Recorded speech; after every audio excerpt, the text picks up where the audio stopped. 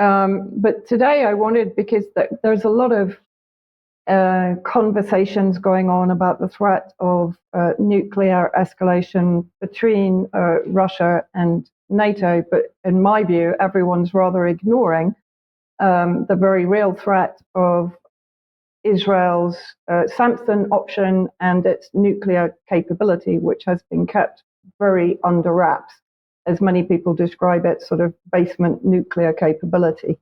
So this is from the Strategic Vision Institute, Deconstructing Israel's Samson Option and what it means. So the Samson option can be employed in case conventional deterrence fails. The CIA believed as early as 1976 the Israelis had stockpiled 10 to 20 nuclear weapons. By 2002, it was estimated that the stockpile number had increased to more than 75. In 2006, George W. Bush's defense secretary, Robert Gates, admitted in a Senate hearing that Israel has nuclear weapons, and 2 years later, former US President Jimmy Carter also said that the number of Israeli nuclear warheads is more than 150. That number is now considered to be much higher. Those testimonies by senior US officials establish the fact that Israel does possess nuclear weapon capability. So what does this actually mean? This is an article at progressive.com. Israeli nuclear ambiguity, its lack of official confirmation or denial. It's also not a signatory to the Non-Proliferation Treaty, and it's the only country in the region or only state in the region that does possess nuclear weapons. But that secrecy persists to this day. Nevertheless, as of 2021, researchers estimate that the country possesses 90 nuclear warheads. These figures do change according to the reports, capable of being delivered by aircraft, land-based ballistic missiles, and sea-based cruise missiles. Israel is reserving these weapons for the Samson option, an all-out assault on the civilian population centers of its opponent, but also of its friends, if under threat. So let's have a look at the next part of that article. It stands in contrast, the Samson option, to doctrines embraced by other nuclear powers, such as the mutually assured destruction, MAD, developed during the Cold War. MAD posits that nuclear powers like the US and Soviet Union, or now Russia, could deter each other from ever using nuclear weapons through the threat of retaliatory strikes that would ensure mutual destruction. However, Israel doesn't adhere to this policy as it does in its defense policy generally. It believes in preemptive strikes.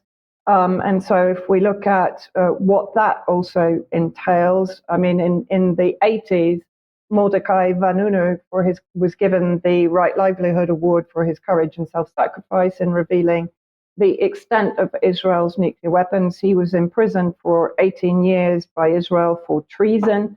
11 of those years were spent in solitary confinement. And even though he was released in 2004, he basically is not allowed to talk to foreign journalists, and his movements are restricted. So this is a recent image in Israeli media of the Dimona nuclear power facility that has been targeted in the recent escalation.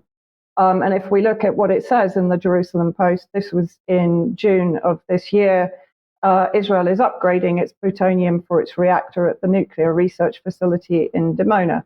And basically, this is effectively admitting that Israel has nuclear warheads, but the IAEA, sorry, I always get that one mixed up, the International Atomic Energy Agency, has not to date been able to inspect those facilities.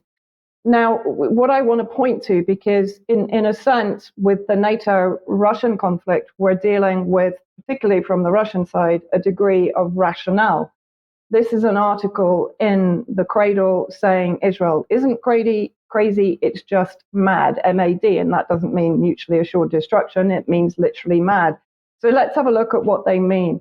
Basically, what Israel is doing is presenting itself as like a rabid dog in its war policy. So I'm just going to read down the middle column. First, people are more likely to attack you if they see you as weak or vulnerable. Second, they cannot know for sure that you're weak. They depend on the signs that you give out through your behavior, both present and past. Hit them where you sense they may be vulnerable and make it hurt. Well, we're definitely seeing that in Israel's genocidal policy. You are not acting out emotionally. That is a sign of weakness. You're simply hinting that you are a little irrational and that your next move could be almost anything. So just relate this back to the Samson option. This reputation can be for any number of things: being difficult, stubborn, violent, ruthlessly efficient. You must build your reputation carefully, allowing no inconsistencies. Instead of threatening your opponents openly, you take action that is indirect and designed to make them think. And I would also point out that in 2003, Ariel Sharon said that we possess several hundred atomic warheads and can launch them in all directions, perhaps even at Rome. Most EU capitals are targets for our Air Force. We have the capability to take the world down with us, and I assure you that will happen before Israel goes under. So this is coming back to the threat of the Samson option that can even be directed at what would be considered friendly nations. And not forgetting that since October the 7th, it was the heritage minister who was suspended after calling for the nuking of Gaza as being an option. And more recently, the ambassador at the UN, Gilad, who's outgoing, in his final speech said that the UN building should be wiped off the face of the earth, that it was a twisted and distorted institution, which I would agree with to some extent, but not for the same reasons as he does. And then finally, I think 65% of Israeli Jews oppose criminal prosecution for soldiers suspected of raping Palestinian detainees. So we're looking at a very unstable, deliberately irrational nation with the potential of preemptive nuclear strikes. Okay, thank you for that. Okay, Vanessa, let's come back to you then, and the Middle East. And of course, we have a so-called ceasefire plan in the offing. Yes, something that is developing really into what I described recently on X as being a sadistic farce designed really to enable the continuation of the genocide. So this was the BBC News after the most recent so-called ceasefire negotiations in Doha in Qatar. Of course, Hamas had refused to actually send anyone to negotiate because, as they described it, it was a waste of time, and Israel was continuously putting a spanner in the works. So the BBC runs with the headline, "Israel accepts the bridging proposal for the ceasefire deal, says Antony Blinken." And then let's have a look at a few other headlines going from basically May this year until this week. Blinken calls on Hamas to accept ceasefire agreement. They should take it. Blinken says Netanyahu reaffirmed commitment to Gaza ceasefire plan. Blinken says Israel agrees to a US-backed proposal for a ceasefire. Is anyone noticing the pattern here that it's Blinken that's constantly saying that Israel is accepting? And this is Elon Mizrahi on X. Did you notice this pattern where Blinken always announces on Netanyahu's behalf that Netanyahu agreed to the deal, but Netanyahu never says so himself? Did you notice how this time around, as in previous fake negotiations, Netanyahu never goes on record to say that he agreed to any deal? You know why this is. It's because Blinken is committed to Netanyahu's political standing among Jewish right-wingers, and agreeing to any deal would make Netanyahu look weak to them. So at the service of Netanyahu's image and the genocide, Blinken just bluffs with offers specifically tailored to be unacceptable to Hamas and lies that Netanyahu accepted them, knowing full well that Netanyahu will never have to live up to any deal, because Blinken makes sure that no deal will happen, while making sure the lie of Hamas inflexibility will become the official narrative. And of course, that's exactly what has happened. And in the last few days, Hamas again has accused the US of buying time for Israel to continue its genocide.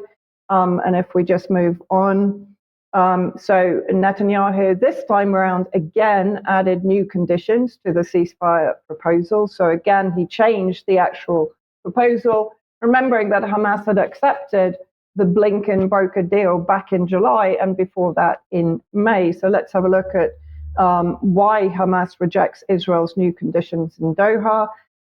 As it says in the article, basically Netanyahu's new conditions put forward during talks in Doha, and again, Hamas were not present in Doha. Israel's new conditions include keeping troops inside Gaza along its border with Egypt. An informed source said that's now been confirmed, while Hamas demands a complete ceasefire, a complete withdrawal from the Strip, a normal return of the displaced, and a prisoner exchange deal without restrictions, because Netanyahu now has demanded veto rights for up to 100 of the prisoners to be exchanged. So in other words, Palestinian prisoners to be exchanged and returned to the Israeli hostages. Netanyahu is demanding the right to veto up to 100 of those prisoners. So then just moving on. So this is from Mouin Rabbani, again on X. So he goes through it. You can freeze frame and read it yourself. But basically he says the same thing. The US presents an Israeli ceasefire, pushes it through the UN Security Council. And then, contrary back in July to US and Israeli expectations, Hamas accepts the initiative. Israel responds by rejecting adding new conditions to its own initiative designed to be rejected by Hamas. Under the guise of presenting a bridging proposal that would address the implementation of the original initiative, the US rewrites the initiative to incorporate the Israeli conditions presented after the UN Security Council endorsed and Hamas accepted the initiative. Hamas predictably rejects the new US document on the grounds that it's a different initiative, rather than a plan to implement the initiative it accepted. Amid much fanfare and lavish praise showered by Antony Blinken, Netanyahu accepts the revised initiative and then adds more changes to the initiative. So I think you can freeze frame and read it for yourself. But it becomes very clear that this is nothing more than a farce and a very sadistic one. And I just want to show Blinken in part of his press conference, the area where he talks about the importance of the ceasefire. Know is this: with every passing day that there's not an agreement, two things can happen. One is, of course, more hostages can perish, and second, intervening events come along that may make things even more difficult, if not impossible. And we've experienced that throughout this process. So there's the fierce urgency of now. That's what I think we're all feeling. And we do see this as the best opportunity to finally get this over the finish line. We'll never give up on it, but the challenge is, the longer this goes on, the more, again, hostages will suffer and possibly perish, and the more other things happen that could make things impossible. So that's why we're so intensely focused on getting this done and getting it done now.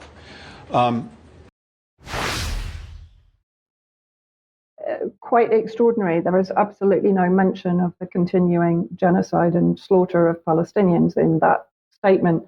And in fact, since Blinken's visit, this is what always happens. Israel has actually escalated yet again, attacking Lebanon's Bekaa, which is in the northeast, nowhere near the southern areas which have been targeted. They attack Bekaa, wounding 5 children under the age of 8 and killing 1. And multiple massacres since Blinken's visit in Gaza itself, including the wounding of 1 Palestinian journalist and the killing of another, taking the number of murdered journalists up to around 170 now. And a video I'm just going to show in Khan Yunis of how the quadcopters are used to randomly fire on civilians. This is in a crowded refugee area.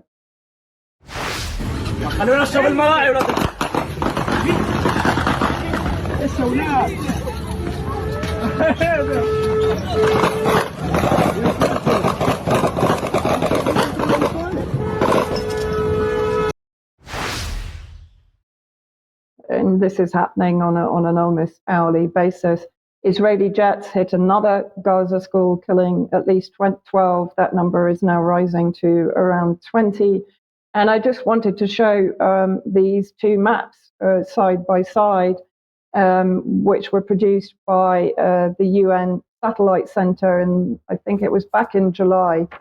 And on the left, you can see the bombardment of residential areas of Gaza. I mean, virtually all of Gaza has pretty much been destroyed now. Of course, there is intensity in the north and in central Gaza and in the far south, which, if you remember, was supposed to be the safe zone for people to flee to from the north. And on the right, that combines the damage to residential areas and the destruction of agricultural, water, reservoirs, everything that is necessary for the maintenance of life in Gaza.